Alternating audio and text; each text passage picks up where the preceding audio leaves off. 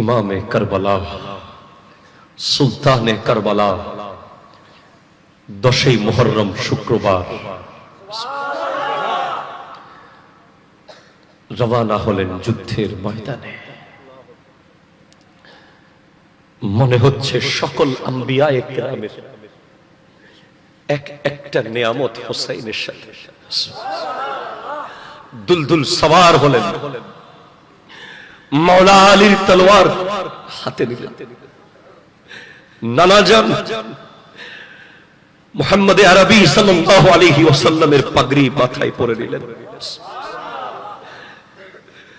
রওনা হলেন ময়দানে। গোটা পৃথিবী আশ্চর্য, আকাশ বাতাস জমিন গ্রহ নক্ষত্র তরতর করছে। আজ ময়দানে কে নেমেছে? ইমামে কারবালা, সুলতানে কারবালা। মনে হচ্ছে লক্ষ লক্ষ কুকুরের ভিতরে একটা বাঘ ঢুকে গেছে, একটা সিংহ রওনা হয়েছে। গোটা কারবালা তরতর করে কাঁপছেন। ইমামে কারবালা যখন তলোয়ার আকাশে তুলে, বিজলি যেভাবে চমকায় আকাশে, তলোয়ার চমকতা ধমকতা শুরু হয়ে গেল। গাজল আর মুরার মতো একে একে ইয়াজিদির সামনে যে আসে দুটুকরো হয়ে যায়, যে আসে দুটুকরো হয়ে যায়। ডানে যায় তো কাটতে কাটতে যায়, বামে যায় তো কাটতে কাটতে যায়, সামনে যায় তো কাটতে কাটতে যায়, পেছনে যায় তো কাটতে কাটতে যায়।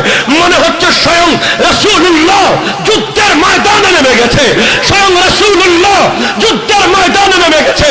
আজ 22,000 ইয়াজিদি মুহূর্তের মধ্যে শেষ হয়ে যাবে। কিন্তু হঠাৎ আওয়াজ এসে গেল, আল্লাহু আকবার, আল্লাহু আকবার, আল্লাহু আকবার, আল্লাহু আকবার। আল্লাহ अजान छुरी के नीचे गला है, लेकिन नमाज मेरी कजा नहीं है। ইমাম হুসাইন পাক এমন প্রাণপণ যুদ্ধ করছিলেন, কেউ সামনে আসতে পারছিল না। ইয়াজিদিরা প্রোগ্রাম করেছে, না ওনাকে আর একা একা যুদ্ধ করে পারা যাবে না। ইবনে সাদের ঘোষণায় চারপাশ থেকে তীর মারা শুরু হলো। একটা তীর ইমাম হোসাইনের নুরানি কপাল মোবারকে এসে পড়ে।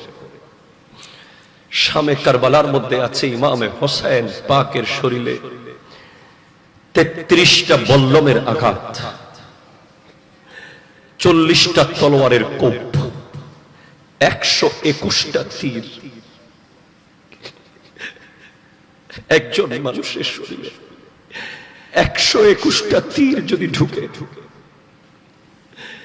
40টা তলোয়ারের কোপ যদি একজন মানুষের শরীরে পড়ে,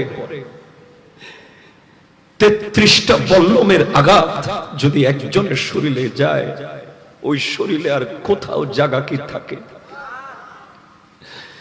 এরপরে ওনাকে আটকানো যাচ্ছিল না। এত তীর মারার পরেও ওনার ঘোড়া দুর্বল হয়ে গিয়েছে।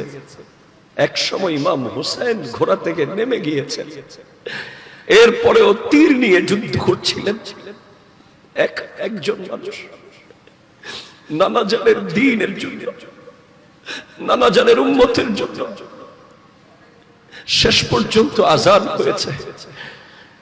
বলছি, ইয়াজিদিরা, আমি মুসাফির, আমাকে 2 রাকাত নামাজ পড়তে দাও।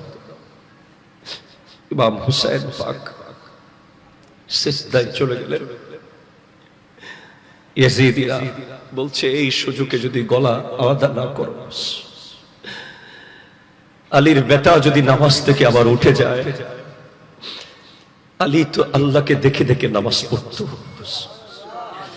আলীর বেটা যদি নামাজ থেকে উঠে যায়, তোরা কেউ রেহাই পাবি না। শিমর জিল জোশন ইমাম হোসেন পাকের সর মুবারক ধর থেকে আলাদা করে দিয়েছে। ইন্না লিল্লাহি ওয়া ইন্না ইলাইহি রাজিউন।